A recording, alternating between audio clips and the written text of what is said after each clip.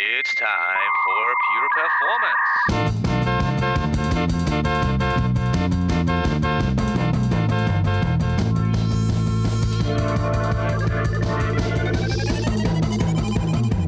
Get your stopwatches ready. It's time for Pure Performance with Andi Grabner and Brian Wilson.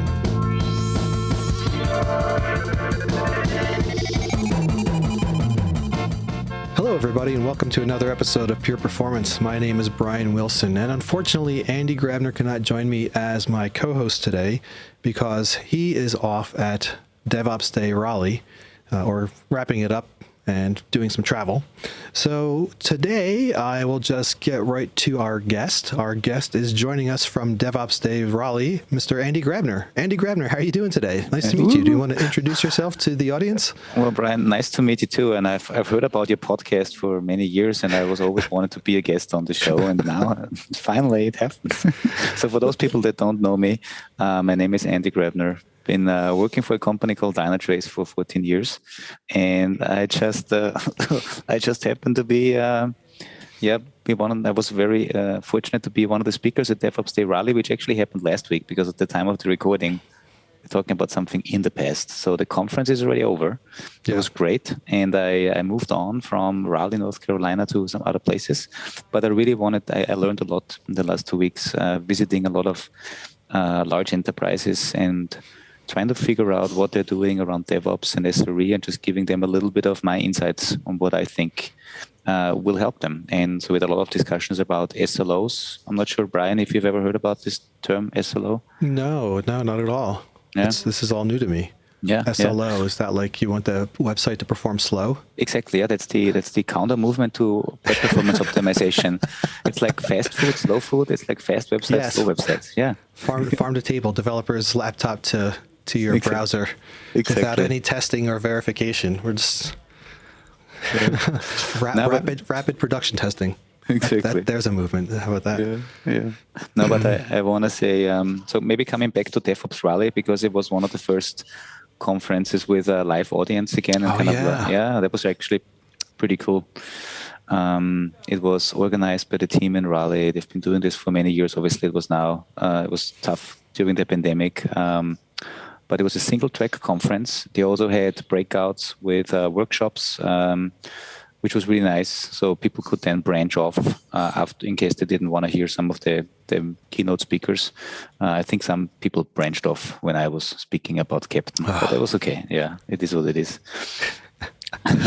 But I was allowed to talk about Keptn, giving insights on what Keptn is and why we built it and who is using it, and got a lot of interesting feedback and a lot of interesting questions. But I think I may inspire the one or the other to actually look into Keptn, which is our CNCF project to deliver better, modern, data-driven orchestration to the SRE and DevOps community.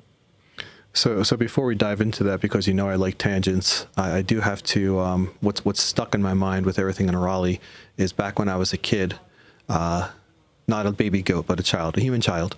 And I should mention that because I've been watching Blade Runner 2049, which is a fantastic film, and Replicants and all that. But anyway, Raleigh Fingers was a pitcher. I think he was a pitcher for the Pittsburgh Pirates. And this is in the 80s. And his claim to fame was having a big handlebar mustache. Yeah. And it was just the craziest thing because we used to get these little sticker books for the baseball players and all that and stuff. And he was my favorite just because he looked the goofiest. And you keep on saying Raleigh, and every time I hear the word Raleigh, I can't help but think of him. But I should be thinking about Keptn instead because, we've talked a lot about Keptn in the past, right? And for people who've been listening thus far, they know what Keptn is. And this podcast is not strictly about Keptn. It's going to be about a lot of things concerning the conference. But you mentioned what Keptn does, and you gave a little brief mention of it. But for people who are joining who maybe don't know the history of Keptn, can we just start with a summary of the overall picture? What's Keptn for, and why is it awesome? Besides the fact that you work on it. Yeah, and not only me, as many people working on it. But I actually want to explain it because when I showed Keptn to some folks at DevOps Days before my talk, they said, "Well, this is just another if-then then this tool, right? If this is the case, then do this. So basically where Keptn originated was we internally 3-4 years ago tried to build and connect all the different tools we see internally and externally for delivery and auto remediation, whether it's a Jenkins, a JMeter, a Slack, different tools that basically help you in your job to get code pushed into production and also keep it in production. So we built together a lot of scripts that kind of connect them. And then we realized, man, this is really hard. Yeah. And especially if we are doing this, and it's hard because we need to maintain these scripts and these tool integrations. And if, let's say, all of a sudden the API of a certain tool that I'm using is changing, I need to update all of my scripts. So we said one of the things we need to solve, we need to make it easier to integrate tools or to kind of connect them. And then we said, what we do as humans, we always execute an action and then we look at our logs, our metrics, our traces. So we look at observability data and then make a decision what to next. So we said if we want to build something that helps modern DevOps engineers and SREs, site reliability engineers, then it should be something where we solve the data-driven aspect. So observability has to be a key component of the orchestration we're building here. Yep. And the second thing is we want to be able to connect it to any type of tool without having to think about how we connect these tools to the orchestration. So I don't want to build and maintain scripts that call tool A, tool B, tool C. And this is what we're doing now with Keptn. So Dynatrace was the main driver behind Keptn. It still is. But we donated Keptn to the CNCF, I think 2.5 years ago. So the CNCF is the Cloud Native Computing Foundation. Yep. We're just in the process of becoming an incubation, going into incubation status. So if you listen to this, we might already be there because the public commenting phase on the incubation status, reaching that status just started. So it's just a couple of days away that we actually become incubated. But really the reason why the open source community is so helpful for us, because we now have an audience and a community that helps us define an open standard on how these tools interact with each other. And Keptn is already baked in. It's an event-driven model, and we're currently standardizing the payload to, let's say, call a deployment tool, call a testing tool, call a notification tool, call an observability tool, right? All of these, there's so many testing tools and notification tools out there, but all of them have their own proprietary API. We're now trying to standardize this through the open source community. And I think that's a big benefit for everyone who has ever written automation orchestration scripts, because it's a pain to keep them up to date. And it's also a great help for everyone that wants to bake observability into their delivery pipeline and also using it for auto remediation, because that's the second big use case we cover with Keptn. Let's say you get an alert from your monitoring tool, something is broken, then you can have Keptn orchestrate the remediation, bringing the system back to a healthy state. And the healthy state is defined again by your monitoring tool. So you have like a goal-driven remediation. The goal is to keep the system back to a healthy state, and Keptn helps you to get there. That's really awesome. So beyond the idea of integrating tools so they can all talk to each other in the pipeline and you can swap them out easily, if I caught what you said in there, you're also part of the project is also trying to standardize that API, so that all vendors will be using a similar API, so that for anybody who's integrating anything together, it'll be easier. They'll have a familiar API to work with.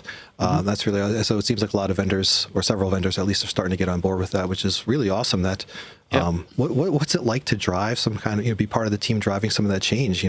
We often, I think a lot of tool vendors, at least try to build integrations to work with it. But if what Keptn is making, I guess, some headway on, is getting all the different communities to come together on this API, which is bringing people together in the end.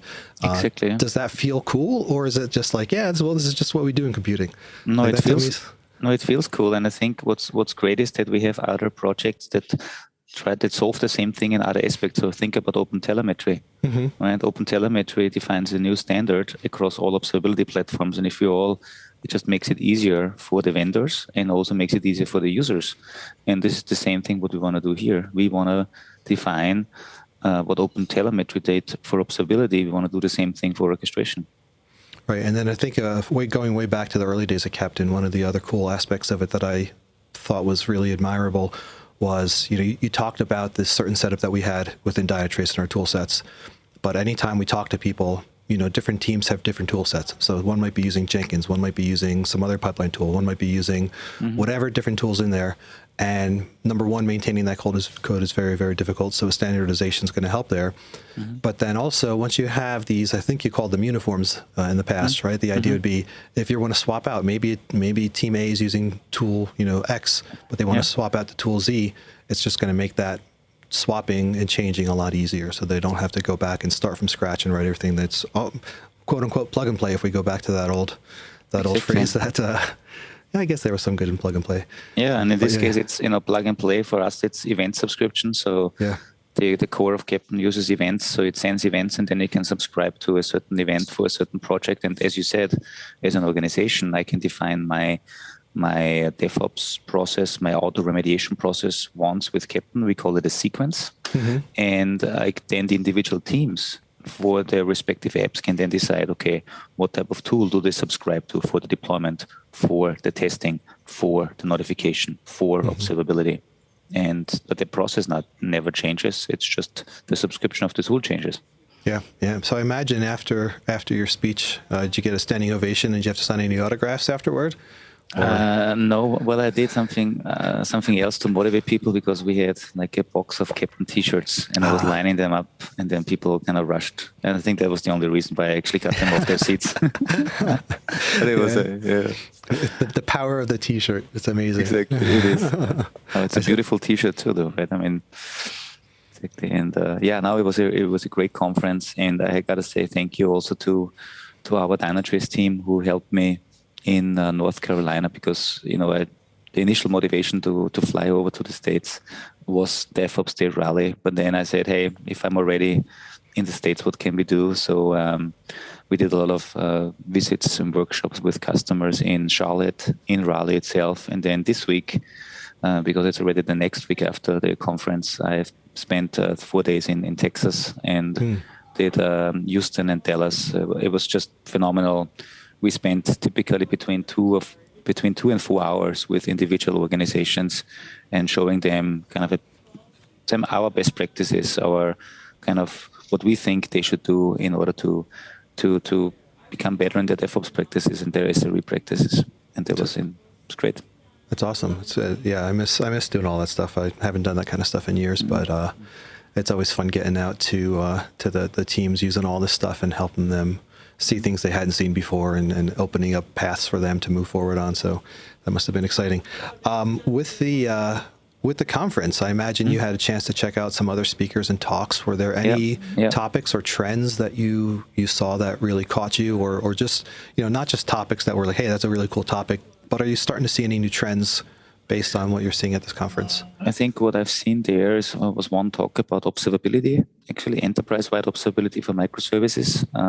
That was great, and it just shows that observability is a key topic that is very relevant for the DevOps community. The second, and I think we've invited her to also do a recording at a later stage on our podcast, was around chaos engineering. We had Anna Medina on chaos engineering a couple of months ago, but I think chaos engineering is yet another great discipline that helps DevOps engineers, SREs, to really ensure that the systems are resilient. But Mandy, she was talking, she's from PagerDuty. She was explaining basically, her talk was around planning the unplannable, because outages are, unplannable. There's a lot of, they happen, and then you have unplanned work. But obviously, if you are doing your homework, if you're doing chaos engineering upfront, and if you do game days, which means you can better practice, first of all, if something bad happens, but you can also detect any problems early on so that they never make it into production. And I'm really looking forward to having her on the podcast in a couple of weeks from now.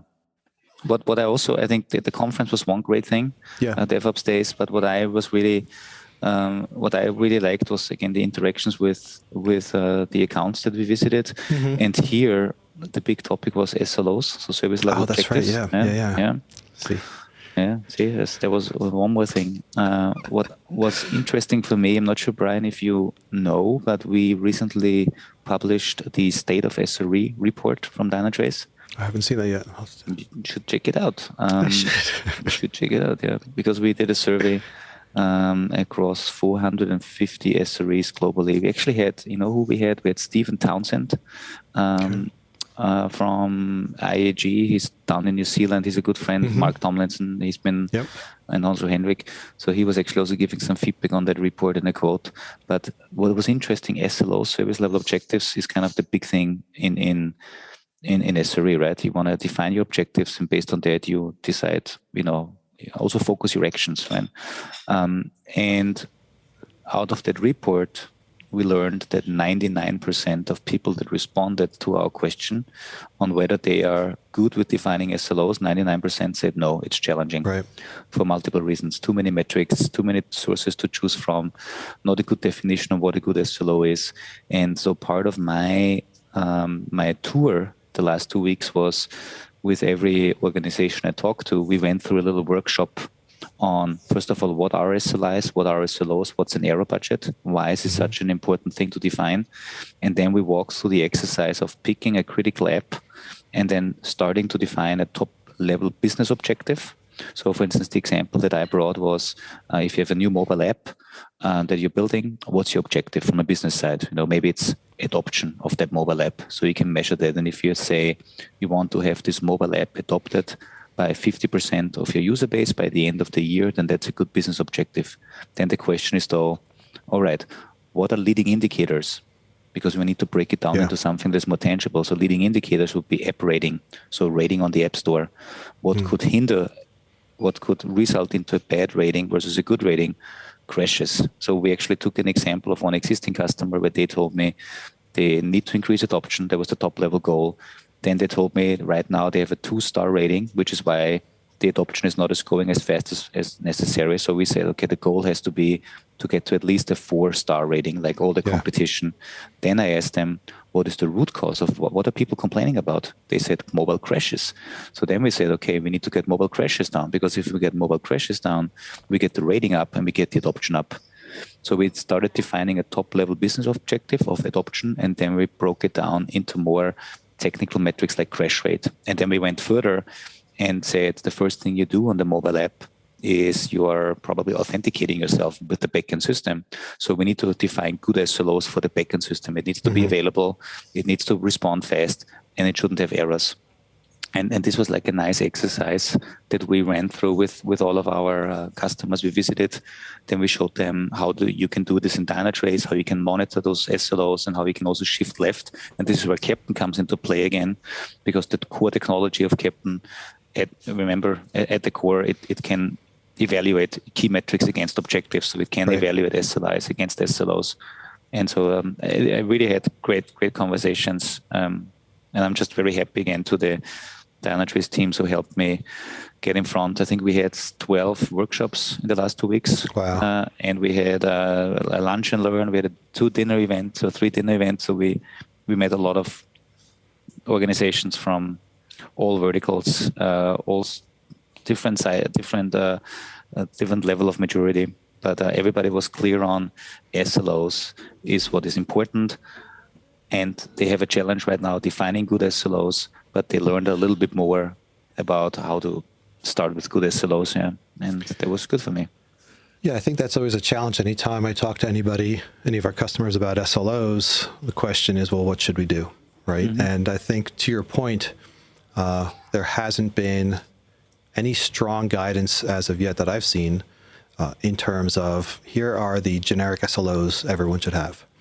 Right, and that's something that maybe you'll start coming out of this, because there's 2 factors to it, right? Factor 1 is that maybe there are a set of good practice SLOs for anything that can be defined, and I think it's going to take the community coming together and putting together some best practices and people like yourself helping them promote that, so that people can go in and start with a basic set of SLOs. But then the second level of it is exactly what you're doing, is teaching people to have those conversations, to understand beyond the basics, what is our goal, what is our objective, and how do you have that conversation and turn that into more specific SLOs for that business requirement or that business need, and examples of those conversations, and or learning how to have those conversations and how to take those verbal requirements and then translate those into the proper metrics. That's going to be a little bit harder, I believe, but I think that's the thing that we have to help teach people how to do, how to have those conversations, how to translate that into the metrics, so that you can then get not just the quote unquote out of the box SLOs, but the more powerful ones specific to the goals you're trying to drive. So yeah, it's funny that you mentioned that 99% of people didn't think they were, doing it well. And when you think about it, it all lines up because it is, you would think it's an easy thing, right? Just need to monitor, right? But it's not. That's what we've been doing for years. And that's why we're where we're at, because I remember going way back. I forget the guy's name from Cloud Foundry way back at one of the performs. What was his name? Bowtie. Josh Long, maybe? No. He was from Cloud Foundry Pivotal. Sorry. Yeah. He mentioned the one about like way back on the early days of the internet, people used to have the counter on how many people visited the website. Like that was some sort of metric. And it's like metrics change as these things evolve. We all have to evolve and change what we're thinking. And that I think is always, it's a challenge in any aspect of this, this IT landscape, changing how you develop your code. Maybe, hey, I'm used to monolith. I got to get comfortable with this microservice architecture moving there. Same thing with monitoring. Monitoring is not just throw something on and capture data. It's knowing what to capture, what to look at, how to use it, how to make sure through chaos testing that you're capturing everything you need to be capturing. So it is a practice that I think often gets overlooked because people just like, I just throw something on, it's going to tell me what I need to know. Yeah. As monitoring gets more advanced and more capable, it needs people, you have to have people who know how to drive that. So it's interesting that it all bubbles up this way. Yeah, and I want to add one more thing to this, why this is so important. I had 2 conversations this week, and they were saying, hey, we get a lot of alerts and we had a lot of problems getting detected, and they have a challenge in knowing what is the one that they should basically tackle first. And that's the way the SLOs come in again, right? And we are now tying problems to SLOs in Dynatrace, meaning if you have 5 problems coming up, then focus on those that actually have a business impact, that is actually impacting the SLO, because the others might not be that important. Another conversation I had he showed me like all the work that he's doing. It was awesome, like performance optimization. Then I said, but why do you optimize? Do you have a business objective for this? Like, is business asking for better performance? Because right now you're losing people. No, we don't really know this, but we're just making things faster. And it's great to make things faster. But then the question is, might there be other goals that are more important to actually fulfill the business requirements? And then they all realize, there's definitely a clear gap between what they're doing on the technical side with their business objectives. And so I think that was just a big realization, the gap here. Yeah, it's funny. It's funny you mentioned that one, because we used to talk about that a lot when we started talking about DevOps and then biz DevOps and all these different aspects of communications opening and performance team talking with the product team to understand what's important, not just monitoring. Of course, it's fantastic that anybody wants to go into the system and find ways to optimize, but optimizing blindly isn't necessarily going to drive better business or better revenue, or maybe even getting the recognition that you hope to get out of it, because if no one's seeing it or noticing it, they're not going to notice what you did. So having those conversations, breaking down those walls, breaking down those silos, going back to that thing, which, let's face it, we still see silos all over the place. I even see silos within different areas of Dynatrace, right? It's a hard thing to get past, but when you have those conversations, if you're looking at, I want to optimize, well, let me talk to the business team, let me talk to the product team about what their driving goals are, and then start aligning it to that. That's when you really start excelling. But you also just build those friendships and those bonds and the awareness, and it's a fantastic thing in the end. Yeah, I had one more kind of interesting conversation. It was over dinner, and maybe I already had 2 or 3 too many beers and wines. But an analogy came up, because there was one of the people on the table. He was saying he really, he had the challenge of microservices and containers. He said microservice is a container. So he kind of thought that the two go hand in hand. And while they often go hand in hand, what he didn't understand, what we try to explain, is that microservice is the way you build the app, and container is just the way you decide to deliver the app. And the analogy that I brought up is, right, I can also deploy a monolithic application in a container. That's no difference. And the analogy that I brought up, you can go to Amazon or whatever retailer you like, and you buy 10 items because you want to buy, maybe we talked about kitchen, like buying kitchen equipment, table, chairs, and everything. And I said you can order 10 things, and then Amazon can decide to wait and put everything in one big monolithic thing, and then it ships it to you as a container. But the other thing is what you can do, you can break this offer or this order into individual pieces, and then maybe the tables can already be deployed to you via drones because they're smaller, but maybe Amazon still decides to ship everything in a container because that's the better way. So my analogy was that containers is the way you deliver things, and microservices is just the way you architect and break down a larger problem into smaller pieces. And there was just a confusion on that table that they thought containers equals microservices, right. And that's not true, right? And I just wanted to bring this up because I think we still need to educate people. And a lot of people are thrown into this new terminology now, and they all of a sudden have to deal with these topics in their organization, and therefore we need to educate them what this really means. Right? Yeah, that's very important. And I'd be curious to see what these tables are that are small enough to be delivered by drone, but that's a different topic. Maybe those beers are still working. No, I think that's a really important one because we see that all the time, right? I was just having a conversation with somebody as well who did a lot of migration from people's data centers to Amazon, or just whatever cloud you want to put in there. But this conversation was specific to that. But what we're still seeing a lot of, and this person was mostly working with, was the literal lift and shift, not the cloud native transformation at the time. It was just take whatever I have, now I'm going to run it in containers, right? I mean, I've even seen people, and I'm sure you've seen it too, where they'll spin up Kubernetes and they'll run their monoliths in containers on pods. It's like, you can do that, but that helps, that helps define it, right? Because the fact that you can run a monolith in a container helps put that piece together. I do like your analogy. That's going to be a useful one because we're actually helping, trying to have some of these conversations with the sales team so that they have more of a basic understanding. And I'm gonna steal that analogy if you don't mind. No, that's good. I had a second analogy too. Yeah. And again, this was after one more beer, I think, and the analogy was because we said, I don't know, some of the conversation of Harry Potter came up, so magicians.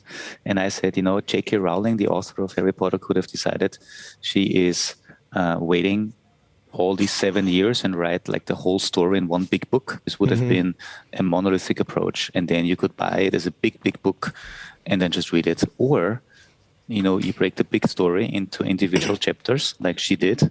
And then from a delivery model, you can decide, do you buy paperback or do you buy it on your Kindle? That's the difference between monolith and microservices and the way you deliver it. It can be paperback or it can be electronically. Right. And there you go. I had a whole one I was trying to work out through my head for the difference between bare metal, VM, container, and then Kubernetes, all based around a plot of land, a house, multi-dwelling units, apartments, and then a hotel. And, relying on, shared utilities, just all this stuff. So I haven't gotten it. I think these years are so much simpler because mine got really complicated. It was one of those shower thoughts I was having, and it got really, really complicated. I'm like, you know what, this is getting really ornate. But there, there's a lot there to it. But I think yours just go a lot clearer. Yeah, but I like the hotel analogy because I assume what you're meaning with hotels, you have a lot of rooms and they need to be managed, and this is where Kubernetes comes in. Yep. But each room could have its own. Each room could have its own kitchen or bathroom or whatever it needs in it. It only has what it needs into it. If you want to do one of those longer stay hotels, you can have rooms with the kitchen in it with as well. So that's in terms of the VM versus the full OS or the bare metal is that you have only the pieces that you need running in that small section. But meanwhile, the hotel needs the entire infrastructure underneath, and you have people who manage running the hotel, and then you have a separate staff who are the developers who are managing the rooms and the guest services and all that. And I mean, it all fit in, but it just got really, really ornate. If you built a house, you would need another plot of land to build a second house, which is, bare metal, as opposed to maybe doing multi-dwelling units would be VMs, anyhow. Yeah, going back, I think I overthink things, Andy.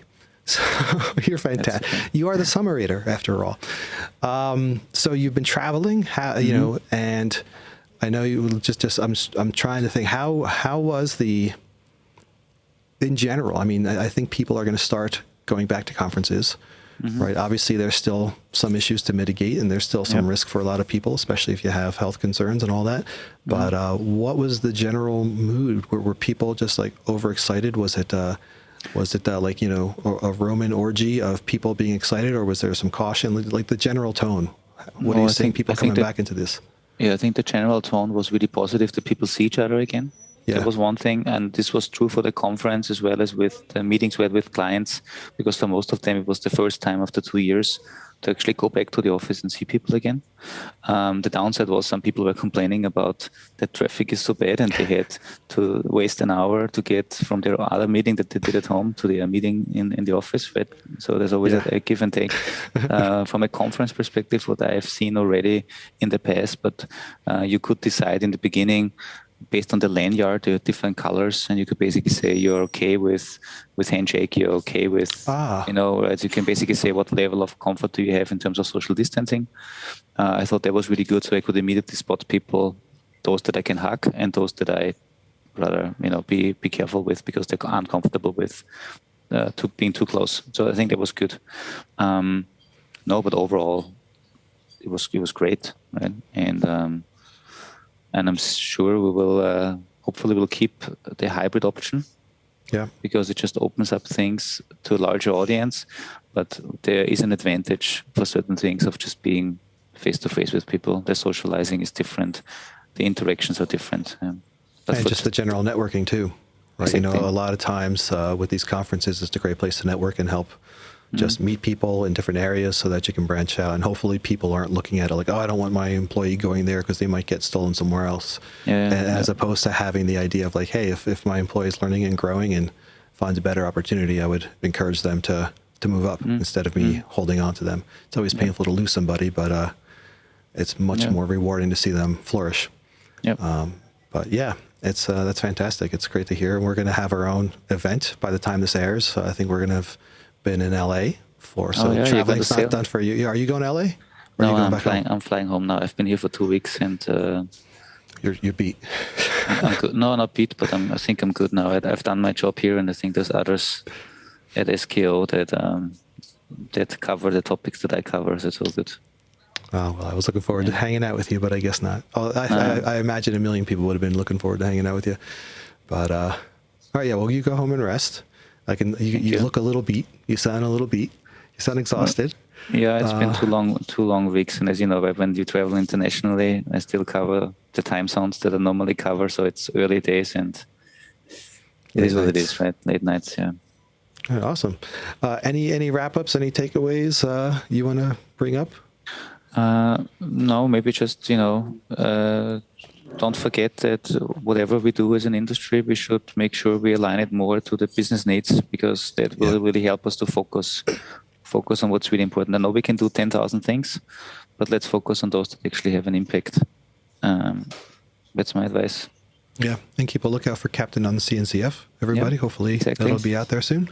Come to KubeCon if you can make it to Valencia. We are at KubeCon in Valencia, and on the SLO topic, both Rob, Henrik, and we have speaking slots at Open SLO, and also WTF is SRE. So what the fuck is SRE? I guess that's what the WTF stands for. Yeah, no, what the fudge? No. What the fudge? Yeah. I did a speaking of SRE and DevOps and all that. I've in showing the difference between smart monitoring versus old school monitoring. I used to have a dashboard up that had maybe 100 metrics on it. It was just like a awful dashboard, and I called it the WTF dashboard. And I would always introduce it to say, I call this the WTF dashboard because when I look at it, I say, wow, that's fun. WTF, because I didn't want to say that in front of customers, obviously. So I would get them thinking I was going to say the awful thing and then switch it. But yeah, cool, awesome. So everybody in Valencia is in Spain, right? If I recall correctly. No, Valencia is in. You got your geography right. I'm sure there's a Valencia in the US as well, but I'm talking about the one in Europe, in Spain. Yeah. I like Spain. Anyhow, all right. Well, everybody, if you're comfortable getting back out to conferences, go for it. It sounds like it's very rewarding, very enriching, and get back to a little bit of the old way of living, but not too much of it, I guess. Well, let's leave the bad parts of the old ways of living, embrace a new paradigm of good ways of being with each other in public and treating people with respect. I love the fact that they're adding those what I'm comfortable with tags on the stuff. That's really awesome. Anyway, Andi, thank you so much. Now you're going to catch a flight, Mr. Jet Setter. Enjoy getting back home. Enjoy some rest. enjoy reuniting with Gabby, and hope to see you at some point soon. Yeah. Thanks for being a guest on the show, Andi. I really appreciate it. Yeah, it was an amazing experience. Maybe we can have you back on. Yeah, maybe. Well, let's let the audience judge, right? Yeah. See how I did as a lead interviewer. This is why I don't lead these as much, people. Come on. All right. Thank you, Andi. We'll see everybody next time, and stay safe. And if you have any questions, comments, pure_DT at Twitter, or pure_performance at dynatrace.com. Love your feedback. Thanks a lot, everybody. Bye-bye. Bye.